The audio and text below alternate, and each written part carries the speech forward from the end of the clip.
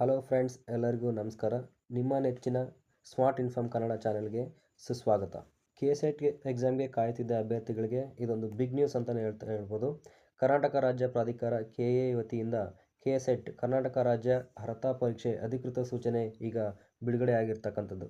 College ಮತ್ತು ವಿಶ್ವವಿದ್ಯಾನಿಲಯಗಳಲ್ಲಿ ಸಹಾಯಕ ಪ್ರಾಧ್ಯಾಪಕರು, ಅಸಿಸ್ಟೆಂಟ್ ಪ್ರೊಫೆಸರ್ಸ್ ಬಯಸುವ ಪ್ರತಿಯೊಬ್ಬರಿಗೂ ಇದೊಂದು ಸುವರ್ಣ ಅವಕಾಶ. ಅರ್ಜಿ ಸಲ್ಲಿಕೆ ಯಾವಾಗ ಪ್ರಾರಂಭ ಆಗುತ್ತೆ ಮತ್ತು ಕೊನೆಯ ದಿನಾಂಕ ಯಾವುದು, ಪರೀಕ್ಷೆ ಎಂದು ನಡೆಯುತ್ತೆ ಅಂತ ಸಂಪೂರ್ಣ ಮಾಹಿತಿಯನ್ನು ಈ ವಿಡಿಯೋದಲ್ಲಿ ತಿಳಿಸ್ಕೊಡ್ತಾ ಇದ್ದೀನಿ. ದಯವಿಟ್ಟು ಯಾರು ಈ ವಿಡಿಯೋನ ಸ್ಕಿಪ್ ಮಾಡದೆ ನೋಡ್ತಾ ಇರಿ. ಅದಕ್ಕೂ ಮುಂಚೆ ನಮ್ಮ ಚಾನಲನ್ನು ಇನ್ನೂ ಸಬ್ಸ್ಕ್ರೈಬ್ ಮಾಡಿಲ್ಲ ಅಂದರೆ ತಕ್ಷಣ ಸಬ್ಸ್ಕ್ರೈಬ್ ಮಾಡಿ ಹಾಗೂ ಚಾನಲ್ನ ಬೆಲ್ ಐಕನನ್ನು ಕ್ಲಿಕ್ ಮಾಡಿ ಬೆಂಬಲಿಸಿ. ಗೆಳೆಯರೇ, KA ವತಿಯಿಂದ ಒಟ್ಟು 37 ವಿಷಯಗಳಿಗೆ ಈ ಬಾರಿ KSET ಪರೀಕ್ಷೆಯನ್ನು ನಡೆಸಲಾಗ್ತಾ ಇದೆ. ಪ್ರಮುಖ ದಿನಾಂಕಗಳು ಬಂದು, ಈಗ ಅಧಿಸೂಚನೆಯನ್ನು ನೋಡ್ತಾ ಹೋಗೋದಾದರೆ, ಕರ್ನಾಟಕ ರಾಜ್ಯ ಸಹಾಯಕ ಪ್ರಾಧ್ಯಾಪಕರ ಅರ್ಹತಾ ಪರೀಕ್ಷೆ KSET 2026 ಮೇಲೆ ದಿನಾಂಕವನ್ನು ನೋಡ್ತಾ ಹೋದರೆ 10/8/26ರಲ್ಲಿ ಈ ಅಧಿಸೂಚನೆ ಹೊರಬಿದ್ದಿರತಕ್ಕಂಥದ್ದು. ಸಹಾಯಕ ಪ್ರಾಧ್ಯಾಪಕರ ಅರ್ಹತಾ ಪರೀಕ್ಷೆ 2026 KSET 2026 ದಿನಾಂಕ 11/10 ಭಾನುವಾರದಂದು ಕರ್ನಾಟಕ ಪರೀಕ್ಷಾ ಪ್ರಾಧಿಕಾರದಿಂದ ನಡೆಸಲು ಯೋಜಿಸಲಾಗಿದ್ದು, ಅರ್ಹ ಅಭ್ಯರ್ಥಿಗಳಿಂದ ಆನ್ಲೈನ್ ಮೂಲಕ ಅರ್ಜಿಯನ್ನು ಕರೆಯಲಾಗಿದೆ. KSET 2026 ಪರೀಕ್ಷೆಯ ವೇಳಾಪಟ್ಟಿ ಈ ಕೆಳಗಿನಂತಿದೆ. ಆನ್ಲೈನ್ ಮೂಲಕ ಅರ್ಜಿ ಸಲ್ಲಿಕೆ ಪ್ರಾರಂಭವಾದ ದಿನಾಂಕ ಬಂದು 10/8/26 ಆಗಿರುತ್ತೆ. ಆನ್ಲೈನ್ ಮೂಲಕ ಅರ್ಜಿ ಸಲ್ಲಿಸುವ ಕೊನೆಯ ದಿನಾಂಕ 5/9/2026 ಆಗಿರ್ತಕ್ಕಂಥದ್ದು. ಹಾಗೆಯೇ ಅರ್ಜಿ ಶುಲ್ಕ ಪಾವತಿಸಲು ಕೊನೆಯ ದಿನಾಂಕ ಯಾವುದು ಅಂತಂದರೆ 6/9/2026. ಹಾಗೆ ಹಾಲ್ ಟಿಕೆಟ್ ಬಿಡ್ತಕ್ಕಂಥ ದಿನಾಂಕ ಅಂದರೆ ಪ್ರವೇಶ ಪತ್ರ ಬಿಡ್ತಕ್ಕಂಥ ದಿನಾಂಕ ಅಂದರೆ 1/10/2026. ಓಕೆ, ಈಗ ಕೊನೆಯದಾಗಿ ಪರೀಕ್ಷೆ ಯಾವಾಗ ಅನ್ನೋದು. ಪರೀಕ್ಷೆ ಯಾವಾಗ ಅಂತಂದರೆ 11/10/2026ರಲ್ಲಿ ಈಗ ಎಕ್ಸಾಮ್ ನಡೀತಕ್ಕಂಥದ್ದು. ಓಕೆ, ಅಭ್ಯರ್ಥಿಗಳು KSET 2026ಕ್ಕೆ ಆನ್ಲೈನ್ ಮೂಲಕ ಮಾತ್ರ ಅರ್ಜಿ ಸಲ್ಲಿಸಬಹುದು. ಯಾವುದೇ ಇತರ ನಮೂನೆಯಲ್ಲಿ ಅರ್ಜಿಯನ್ನು ಸ್ವೀಕರಿಸಲಾಗುವುದಿಲ್ಲ. ಆಲ್ರೆಡಿ ನಾವು KA ನಡೆಸ್ತಕ್ಕಂಥ ಎಕ್ಸಾಮ್ಗಳು ಯಾವ ರೀತಿ ಇರುತ್ತೆ ಅಂತ ನಿಮಗಾಗಲೇ ಅಭ್ಯರ್ಥಿಗಳಿಗೆ ಗೊತ್ತಾಗಿರ್ತಕ್ಕಂಥದ್ದು.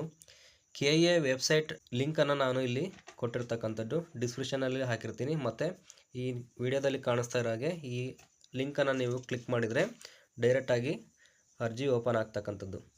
ಓಕೆ, ಈಗ ಅರ್ಜಿಯನ್ನು ಸಲ್ಲಿಸುವ ಮುನ್ನ ಅಭ್ಯರ್ಥಿಗಳು ಈ ಅಧಿಸೂಚನೆ ಗಮನಿಟ್ಟು ಓದಿರಿ, ಆಮೇಲೆ ಭರ್ತಿ ಮಾಡಿ ಅಂತ ಹೇಳಿದ್ದಾರೆ. ಒಟ್ಟು 37 ವಿಷಯಗಳಿಗೆ ಇಲ್ಲಿ ಪರೀಕ್ಷೆಯನ್ನು KA ಕಂಡಕ್ಟ್ ಮಾಡ್ತಾ ಇರ್ತಕ್ಕಂಥದ್ದು. 7 ಮತ್ತು 8ರಲ್ಲಿ ನೀಡಲಾಗಿದೆ ಅಂತಕ್ಕಂಥದ್ದು. ಅಂದರೆ 7, 8ರಲ್ಲಿ ಯಾವ ವಿಷಯಗಳು ಇದೆ ಅಂತಕ್ಕಂಥದ್ದನ್ನ ಇಲ್ಲಿ ಹೇಳ್ತಾ ಇದ್ದಾರೆ.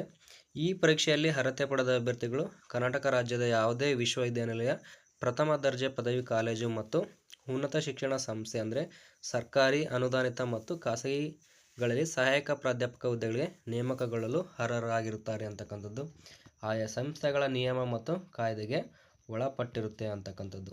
ಈಗ ಅರ್ಹತಾ ನಿಬಂಧನೆಗಳನ್ನು ನೋಡ್ತಾ ಹೋದರೆ ಯಾವ್ಯಾವುದು ಅರ್ಹತಾ ನಿಬಂಧನೆಗಳು ಇದೆ ಅಂತಂದರೆ, ಅಭ್ಯರ್ಥಿಗಳು UGCಯಿಂದ ಮಾನ್ಯತೆ ಪಡೆದಿರುವ ವಿಶ್ವವಿದ್ಯಾನಿಲಯ ಅಥವಾ ಉನ್ನತ ಶಿಕ್ಷಣ ಸಂಸ್ಥೆಯಿಂದ ಸ್ನಾತಕೋತ್ತರ ಪದವಿ ಅಥವಾ ಸಮಾನವಾದ ಪರೀಕ್ಷೆಗಳಲ್ಲಿ ಸಾಮಾನ್ಯ ವರ್ಗದ ಅಭ್ಯರ್ಥಿಗಳು 55% ಅಂಕಗಳನ್ನು ಪೂರ್ಣಾಂಕಿತಗೊಳಿಸಿರಬೇಕು. ಅಂದರೆ ನೀವು PGಯಲ್ಲಿ 55% ಇರ್ತಕ್ಕಂಥ ಅಂಕಗಳನ್ನು ಪರ್ಸೆಂಟೇಜನ್ನು ಮಾಡಿದರೆ ಇಲ್ಲಿ ನೀವು KSETಗೆ ಅಪ್ಲೈ ಮಾಡಲಿಕ್ಕೆ ನೀವು ಎಲಿಜಿಬಿಲಿಟಿ ಇರ್ತೀರ. ಓಕೆ, ಪರಿಶಿಷ್ಟ ಜಾತಿ ಅದರಲ್ಲಿ ಈ ರೀತಿಯಾಗಿರ್ತಕ್ಕಂಥದ್ದು SC, SCB, SCC ಅಂತಕ್ಕಂಥದ್ದು ಡಿವೈಡ್ ಆಗಿರ್ತಕ್ಕಂಥದ್ದು. ಪರಿಶಿಷ್ಟ ಪಂಗಡ ST, ಇತರೆ ಉಳಿದ ಅಭ್ಯರ್ಥಿಗಳು ಪ್ರವರ್ಗ 1 ಮತ್ತು 2A, 2B ಮತ್ತು 3A, 3B ಲಿಂಗ ಗುಂಪಿಗೆ ಸೇರಿದ ಅಭ್ಯರ್ಥಿಗಳು 50% ಅಂಕ ಗಳಿಸಿರಬಾರದು. ಅಂದರೆ ಇಲ್ಲಿ 50% ಅಂಕಗಳನ್ನು 50% ಅಂಕಗಳನ್ನು ಪಡೆದವರು ಅರ್ಹತೆಯನ್ನು ಹೊಂದಿರಬೇಕು ಅಂತಕ್ಕಂಥದ್ದು. KSET ಪರೀಕ್ಷೆಯ ಫಲಿತಾಂಶ ಪ್ರಕಟಿಸಿದ ದಿನಾಂಕದಿಂದ 2 ವರ್ಷದೊಳಗಿನ ಅವರ ಸ್ನಾತಕೋತ್ತರ ಪದವಿ ಅಂಕಪಟ್ಟಿಗಳನ್ನು ಸಲ್ಲಿಸಿದರೆ ಮಾತ್ರ ಕರ್ನಾಟಕ ರಾಜ್ಯ ಸಹಾಯಕ ಪ್ರಾಧ್ಯಾಪಕರ ಅರ್ಹತಾ ಪ್ರಮಾಣಪತ್ರ ಪಡೆಯಬಹುದು. ಇಲ್ಲವಾದಲ್ಲಿ ಅಂಥವರ ಅರ್ಹತೆಯನ್ನು ರದ್ದುಪಡಿಸಲಾಗುವುದು ಅಂತ ಹೇಳಿದ್ದಾರೆ. ಅಂದರೆ ಆಲ್ರೆಡಿ ನೀವು PGಯಲ್ಲಿ ಈಗ ಅಡ್ಮಿಷನ್ ತಗೊಂಡಿದ್ರೆ ಅವರು ಕೂಡ ಎಕ್ಸಾಮನ್ನು ಸಹ ಬರಿಬೋದು. ಆದರೆ ನೀವು 2 ವರ್ಷದೊಳಗೆ PGಯನ್ನು ಕಂಪ್ಲೀಟ್ ಮಾಡಿಕೊಂಡು ಈ ಎಕ್ಸಾಮ್ನಲ್ಲಿ ನೀವೇನಾದರೂ ಪಾಸ್ ಆದರೆ PGಯನ್ನು 2 ವರ್ಷದೊಳಗೆ ನೀವು ಕಂಪ್ಲೀಟ್ ಮಾಡಿಕೊಂಡು ಆ ಪ್ರಮಾಣ ಪತ್ರಗಳನ್ನು ನೀವು KAಗೆ ಸಲ್ಲಿಸಬೇಕಾಗಿರುತ್ತೆ. ಓಕೆ, ಈಗ ಪರೀಕ್ಷಾ ಶುಲ್ಕ ಮತ್ತು ಪಾವತಿಸುವ ವಿಧಾನ ಅಂತಕ್ಕಂಥದ್ದು. ಯಾವ ವರ್ಗಗಳಿಗೆ ಎಷ್ಟೆಷ್ಟು ಶುಲ್ಕಗಳನ್ನು ನಿಗದಿಪಡಿಸಿದ್ದಾರೆ ಅಂತಕ್ಕಂಥ ನಾವು ನೋಡ್ತಾ ಹೋದರೆ, ಸಾಮಾನ್ಯ ವರ್ಗ ಪ್ರವರ್ಗ 2A, 2B, 3A 3B ಹಾಗೂ ಇತರೆ ರಾಜ್ಯಗಳ ಅಭ್ಯರ್ಥಿಗಳಿಗೆ ಟೋಟಲ್ ಆಗಿ 750 ರೂಪಾಯಿಗಳನ್ನು ಇಲ್ಲಿ ನಿಗದಿಪಡಿಸಿರ್ತಕ್ಕಂಥದ್ದು. ಹಾಗೆ ಪ್ರವರ್ಗ ಎ ಮತ್ತು SCA SCB SCC ST PWD ಮತ್ತು ತೃತೀಯ ಲಿಂಗ ಅಭ್ಯರ್ಥಿಗಳಿಗೆ ಇಲ್ಲಿ 500 ರೂಪಾಯಿಗಳನ್ನು ಶುಲ್ಕವನ್ನು KA ನಿಗದಿಪಡಿಸಿರ್ತಕ್ಕಂಥದ್ದು. ಶುಲ್ಕ ಪಾವತಿಸುವ ವಿಧಾನ. ಮೇಲ್ಕಂಡ ಶುಲ್ಕವನ್ನು KA ಸೂಚಿಸಿದಂತೆ ಆನ್ಲೈನ್ ಮೂಲಕ ನಾವು ಪಾವತಿಸಬೇಕಾಗಿರುತ್ತೆ. ಯಾವುದೇ ಬ್ಯಾಂಕಿಗೆ ಹೋಗೋ ಅವಶ್ಯಕತೆ ಇಲ್ಲ. ಇದು ಆನ್ಲೈನ್ ಥ್ರೂ ಇರ್ತಕ್ಕಂಥ ಪೇಮೆಂಟ್ ಆಗಿರ್ತಕ್ಕಂಥದ್ದು.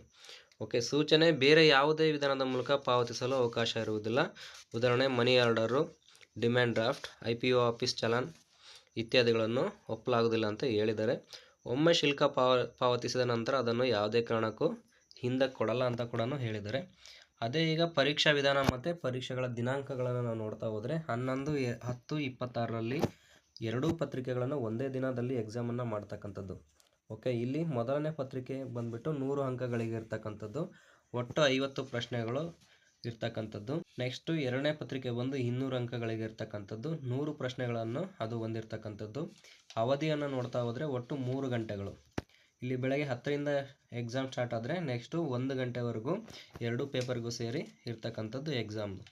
ಓಕೆ, ನೆಕ್ಸ್ಟು ಈಗ ಪತ್ರಿಕೆ 1ರಲ್ಲಿ ಯಾವ ಒಂದು ಸಿಲೆಬಸನ್ನು ಹೊಂದಿರತಕ್ಕಂಥದ್ದು ಅಂದರೆ ಸಂಶೋಧನೆ ಮತ್ತು ಭೌತಿಕ ಸಾಮರ್ಥ್ಯಗಳನ್ನು ಪರೀಕ್ಷಿಸುವುದಾಗಿರುತ್ತದೆ ಅಂತ ಹೇಳಿದರೆ, ಇಲ್ಲಿ ಸಿಲೆಬಸ್ಸನ್ನು ಕ್ಲೀನಾಗಿ ನೋಡ್ಕೋಬೇಕಾಗುತ್ತೆ. ಹೇಳಿದರೆ ಫಸ್ಟ್ 1ನೇ ಪತ್ರಿಕೆಯಲ್ಲಿ ಜನರಲ್ ನಾಲೆಡ್ಜಲ್ಲಿ ಸಂಬಂಧಪಟ್ಟಿರೋದಾಗಿರುತ್ತೆ. ಅದು ಟೀಚಿಂಗ್ ಆ್ಯಪ್ಟಿಟ್ಯೂಡ್ ಬಗ್ಗೆ ಸಂಬಂಧಪಟ್ಟಿರ್ತಕ್ಕಂಥ ಪ್ರಶ್ನೆಗಳನ್ನು ಆಧರಿಸಿರುತ್ತೆ. ಅಲ್ಲಿ ಒಟ್ಟು 50 ಪ್ರಶ್ನೆಗಳು ಇರ್ತಕ್ಕಂಥದ್ದು 100 ಅಂಕಗಳಿಗೆ. ಎರಡನೇ ಪತ್ರಿಕೆಗೆ ಬಂದರೆ ನೀವು ಯಾವ ಸಬ್ಜೆಕ್ಟನ್ನು PGಯಲ್ಲಿ ತಗೊಂಡಿರ್ತಾರೋ ಆ ಸಬ್ಜೆಕ್ಟ ಮೇಲ್ಗಡೆ ಅಲ್ಲಿ ಪ್ರಶ್ನೆಗಳು ಬರ್ತಕ್ಕಂಥದ್ದು. ಒಟ್ಟು 100 ಪ್ರಶ್ನೆಗಳಿರುತ್ತೆ. ಅಲ್ಲಿ 200 ಮಾರ್ಕ್ಸ್ಗೆ ಅಂಕಗಳನ್ನು ಇರ್ತಕ್ಕಂಥದ್ದು. ಓಕೆ, ಪ್ರತಿ ಪ್ರಶ್ನೆಗೂ 2 ಅಂಕಗಳು ನಿಮಗೆ ಸಿಗ್ತಾ ಹೋಗುತ್ತೆ. ಓಕೆ, ಇಷ್ಟು KSET ಎಕ್ಸಾಮ್ನ ಮಾಹಿತಿ ಆಗಿರ್ತಕ್ಕಂಥದ್ದು. ಇಲ್ಲಿ ಯಾವ ವಿಷಯಗಳು ಆಧಾರದ ಮೇಲೆ ಇಲ್ಲಿ ಯಾವ ವಿಷಯಗಳನ್ನು ಒಳಗೊಂಡಿರ್ತಕ್ಕಂಥದ್ದು ಎಕ್ಸಾಮ್ ನಡೆಸ್ತಾ ಇದ್ದಾರೆ ಅಂತ ಹೇಳಿ ಹಲವಾರು ವಿಷಯಗಳನ್ನು ಕೊಟ್ಟಿದ್ದಾರೆ. ಒಟ್ಟು 37 ವಿಷಯಗಳಿಗೆ KA ಎಕ್ಸಾಮ್ ನಡೀತಾ ಇದ್ದು, ವಿಷಯಗಳ ಹೆಸರು ಮತ್ತು ಕೋಡ್ಗಳನ್ನು ಕೂಡ ಇಲ್ಲಿ ಸಹ ಕೊಟ್ಟಿದ್ದಾರೆ. ಮೊದಲನೇದಾಗಿ ವಾಣಿಜ್ಯಶಾಸ್ತ್ರ, ಕನ್ನಡ, ಹೀಗೆ ಹಲವಾರು ರೀತಿಯಾಗಿ ಒಟ್ಟು 37 ಸಬ್ಜೆಕ್ಟ್ಗಳನ್ನು ಇಲ್ಲಿ ಕೊಟ್ಟಿರ್ತಕ್ಕಂಥದ್ದು. ಇಲ್ಲಿ ಪ್ರಶ್ನೆ ಪತ್ರಿಕೆ ಕೂಡ ಯಾವ ಭಾಷೆಯಲ್ಲಿ ಇರುತ್ತೆ ಅಂತ ಕೂಡ ಅಲ್ಲಿ ಮೆನ್ಷನ್ ಮಾಡಿರ್ತಕ್ಕಂಥದ್ದು, ಅದನ್ನು ನೀವು ಚೆನ್ನಾಗಿ ನೋಡ್ಕೋಬೇಕಾಗುತ್ತೆ. ಓಕೆ, ನೆಕ್ಸ್ಟು ಪರೀಕ್ಷಾ ಕೇಂದ್ರಗಳು ಅಂತಕ್ಕಂಥದ್ದು. KA ಅದಾಗಲೇ ಮುಂಚೆನೇ ಪರೀಕ್ಷಾ ಕೇಂದ್ರಗಳನ್ನು ಕೊಡ್ತಾ ಇರ್ತಕ್ಕಂಥದ್ದು ಮುಂಚಿಂದನೂ ಕೂಡ ಇದೆ.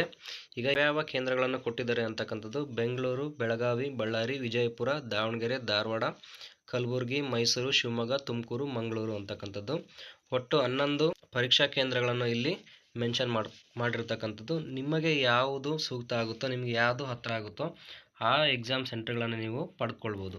ಓಕೆ, ಇಲ್ಲಿ ವಿಶೇಷ ಸೂಚನೆಯಾಗಿ ಏನು ಹೇಳ್ತಾ ಇದ್ದಾರೆ ಅಂದರೆ, ಅಭ್ಯರ್ಥಿಗಳು ಭಾಗ B-ಯಲ್ಲಿ ನೀಡಲಾಗಿರುವ 19 ವಿಷಯಗಳಿಗೆ ಬೆಂಗಳೂರು ಕೇಂದ್ರವನ್ನು ಮಾತ್ರ ಆಯ್ಕೆ ಮಾಡಿಕೊಳ್ಳತಕ್ಕದ್ದು ಅಂತ ಹೇಳಿದ್ದಾರೆ. ಅದು ಯಾವ ಸಬ್ಜೆಕ್ಟ್ಗಳು ಅಂತ ನೋಡ್ತಾ ಹೋದರೆ ಭೂಗೋಳಶಾಸ್ತ್ರ, ಪ್ರವಾಸೋದ್ಯಮ, ಆಡಳಿತ ಮತ್ತು ನಿರ್ವಹಣೆ, ಸಮೂಹ ಸಂವಹನ, ಪತ್ರಿಕೋದ್ಯಮ, ಮನೋವಿಜ್ಞಾನ, ಈ ರೀತಿಯಾಗಿರ್ತಕ್ಕಂಥ ಒಟ್ಟು 19 ವಿಷಯಗಳನ್ನು ಕೊಟ್ಟಿದ್ದಾರೆ. ಅವರು ಕೇವಲ ಬೆಂಗಳೂರನ್ನು ಮಾತ್ರ ಪರೀಕ್ಷಾ ಕೇಂದ್ರವನ್ನು ಆಯ್ಕೆ ಮಾಡ್ತಕ್ಕಂಥ ಒಂದು ಆಯ್ಕೆಯನ್ನು ನೀಡಿರ್ತಕ್ಕಂಥದ್ದು. ಇದಿಷ್ಟು KA ಎಕ್ಸಾಮ್ ನೋಟಿಫಿಕೇಷನಲ್ಲಿ ಇರ್ತಕ್ಕಂಥ ಮಾಹಿತಿ ಆಗಿರ್ತಕ್ಕಂಥದ್ದು. ನಿಮಗೆ ಈ ಮಾಹಿತಿಯು ಇಷ್ಟ ಆದಲ್ಲಿ ದಯಮಾಡಿ ಈ ವಿಡಿಯೋಗೆ ಒಂದು ಲೈಕನ್ನು ಕೊಡಿ. ಹಾಗೆ ಸಂಪೂರ್ಣವಾಗಿ ಈ ನೋಟಿಫಿಕೇಷನ್ ಬೇಕಾದರೆ ಡಿಸ್ಕ್ರಿಪ್ಷನಲ್ಲಿ ಇದರ ಲಿಂಕನ್ನು ಕೂಡ ಹಾಕಿರ್ತೀನಿ. ದಯಮಾಡಿ ನೀವು ಅದನ್ನು ನೋಡಿಕೊಂಡು ಉತ್ತಮವಾಗಿ ಎಕ್ಸಾಮ್ ಬರ್ರಿ ಅಂತ ಹೇಳ್ತಾ ಇದ್ದೀನಿ. ಎಲ್ಲರಿಗೂ ಆಲ್ ದ ಬೆಸ್ಟ್.